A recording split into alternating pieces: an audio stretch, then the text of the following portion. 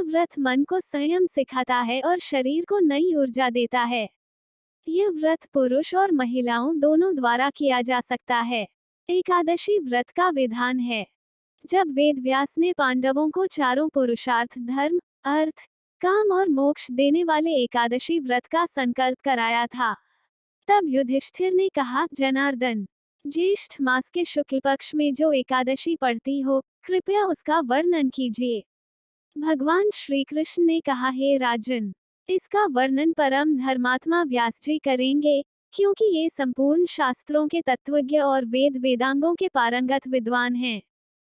तब वेद व्यास जी कहने लगे, कृष्ण और शुक्ल पक्ष की एकादशी में अन्न खाना वर्जित है। द्वादशी को स्नान करके पवित्र होकर फूलों से भगवान केशव की पूजा करें। फिर पहले ब्राह्मणों को भोजन देकर अंत में स्वयं भोजन करें। ये सुनकर भीमसेन बोले, परम बुद्धिमान पितामह, मेरी उत्तम बात सुनिए। राजा युधिष्ठिर, माता कुंती, द्रौपदी, अर्जुन, नकुल और सहदेव ये एकादशी को कभी भोजन नहीं करते तथा मुझसे भी हमेशा यही कहते हैं कि भीमसेन एकादशी को तुम भी ना खाया करो, परंतु मैं उन लोगों से यही कहता हूँ कि मुझसे भूख नहीं सही जाएगी। भीमसेन की बात सुनकर व्यास जी ने कहा, यदि तुम नरक को दूषित समझते हो और तुम्हें स्वर्गलोक की प्राप्ति अभीष्ट है और तो दोनों पक्षों की एकादशियों के दिन भोजन नहीं करना। भीमसेन बोले, महाबुद्धिमान पितामह, मैं आपके सामने सच कहता हूँ, मुझसे एक बार भोजन करके भी व्रत नहीं किया जा सकता, तो फिर उपवास करके मैं कैसे रह सकता हूँ। मेरे उदर में वृक नामक अग्नि सदा प्रज्वलित रहती है, अतः जब मैं बहुत अधिक खाता हूँ तभी यह शांत होती है। इसलिए महामुनि, मैं पूरे वर्ष भर में केवल एक ही उपवास कर सकता हूँ, जिससे स्वर्ग की प्राप्ति सुलभ हो तथा जिसके करने से मैं कल्याण का भागी हो सकूं। ऐसा कोई एक व्रत निश्चय करके बताइए, मैं उसका यथोचित रूप से पालन करूंगा। व्यास जी ने कहा, भीम, ज्येष्ठ मास में सूर्य वृष राशि पर हो या मिथुन राशि पर, शुक्ल पक्ष में जो एकादशी हो, उसका यत्नपूर्वक निर्जल व्रत करो। केवल कुल्ला या आचमन करने के लिए मुख में जल डाल सकते हो, उसको छोड़कर किसी प्रकार का जल विद्वान पुरुष मुख में न डालें, अन्यथा व्रत भंग हो जाता है। एकादशी को सूर्योदय से लेकर दूसरे दिन के सूर्योदय तक मनुष्य जल का त्याग करे तो यह व्रत पूर्ण होता है। इसके बाद द्वादशी को प्रभात काल में स्नान करके ब्राह्मणों को विधि पूर्वक जल और सुवर्ण का दान करे। इस प्रकार सब कार्य पूरा करके जितेंद्रिय पुरुष ब्राह्मणों के साथ भोजन करें। वर्ष भर में जितनी एकादशियां होती हैं, उन सब का फल इस निर्जला एकादशी से मनुष्य प्राप्त कर लेता है, इसमें तनिक भी संदेह नहीं है। शंख, चक्र और गदा धारण करने वाले भगवान केशव ने मुझसे कहा था कि यदि मानव सबको छोड़कर एकमात्र मेरी शरण में आ जाए और एकादशी को निराहार रहे तो वह सब पापों से छूट जाता है। कुंती नंदन, निर्जला एकादशी के दिन श्रद्धालु स्त्री पुरुषों के लिए जो विशेष दान और कर्तव्य विहित हैं, उन्हें सुनो।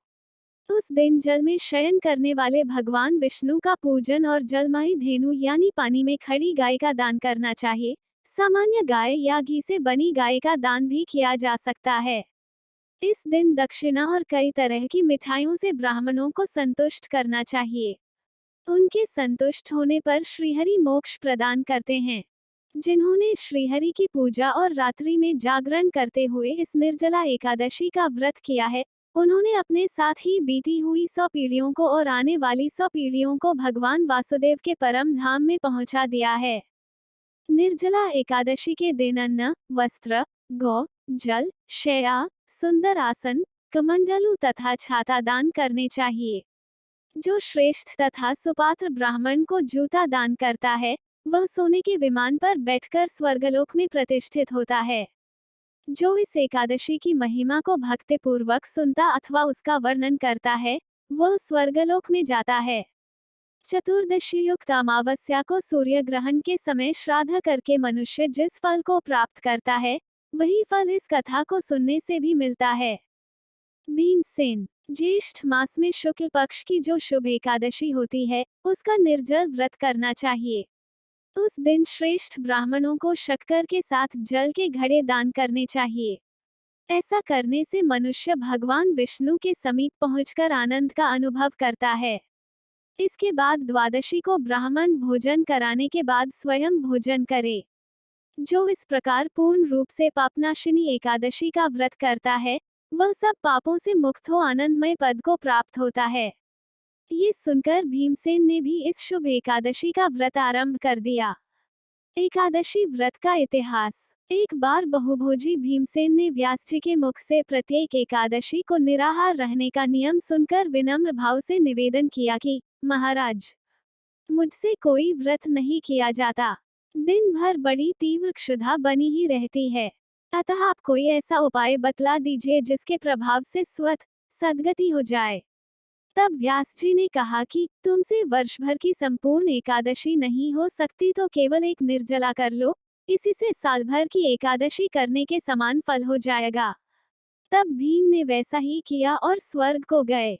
इसलिए यह एकादशी भीमसेनी एकादशी के नाम से भी जानी जाती है। निर्जला एकादशी का महत्व। निर्जला यानी यह व्रत बिना जल ग्रहण किए और उपवास रखकर किया जाता है।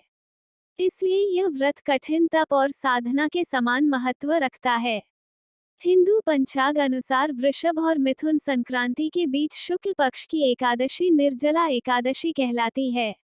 इस व्रत को भीमसेन एकादशी या पांडव एकादशी के नाम से भी जाना जाता है। पौराणिक मान्यता है कि 5 पांडवों में एक भीमसेन ने इस व्रत का पालन किया था और वैकुंठ को गए थे। इसलिए इसका नाम भीमसेनी एकादशी भी हुआ। सिर्फ निर्जला एकादशी का व्रत कर लेने से अधिक मास की 2 एकादशियों सहित साल की 25 एकादशी व्रत का फल मिलता है। जहां साल भर की अन्य एकादशी व्रत में आहार संयम का महत्व है, वहीं निर्जला एकादशी के दिन आहार के साथ ही जल का संयम भी जरूरी है। इस व्रत में जल ग्रहण नहीं किया जाता है, यानी निर्जल रहकर व्रत का पालन किया जाता है।